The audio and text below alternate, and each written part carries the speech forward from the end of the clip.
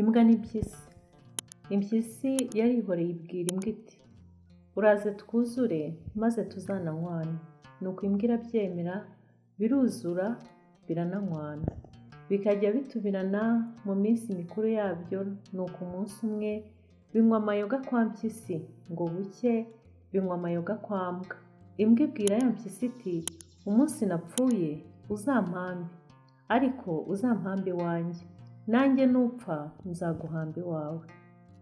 Nuko umunsi umwe ya mbwa ibwira umugore wayo iti ubu ngiye kwihwereza, muze gutuma kwa mpyisi muyibeshye yuko napfuye.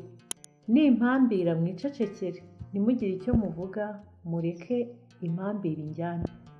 Nuko bukeye batuma kuri ya mpyisi, barayibeshya bati erega munywanyi wawe yapfuye. Nuko impyisi ikibyumva iza yihuta, maze ihageze yenda igishirira mu ziko, irayotsa iti urapfupfuye, ugenda iby'inshuti biragora.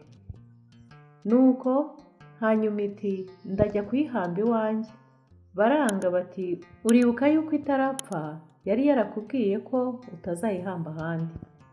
Nuko ya mpyisi iriyumvira, bigeze aho iturumbukana ya mbwa. Iriruka igeze aho batayirora, igenda iyikubita ku mabuye no ku biti, iyishwaratura iti urapfupfuye, iby'ubucuti buragora. Nuko iza kugeraho igera imuhira, isiga ya mbwa ku muryango, yinjira mu nzu.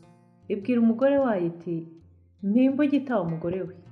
Imbwa irahaguruka iriruka, igeze ku irembo ibwira ya mpyisi iti mpyisi we, mbonye urukundo mfitiye shahu we, ibyacu birarangiye, ntuzongera kubana nanjye ukundi, nta no kunywana n'impyisi koko.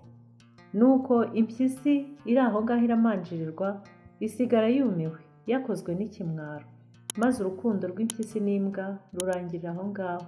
Imbwa nayo iragenda, ntiyongera gucudika n'impyisi. Nuko urwango rw'imbwa n'impyisi rukomera rutyo, byangana urunuka kugeza n'ubu. Sinjye wahera, hahera umugani w'impyisi n'imbwa.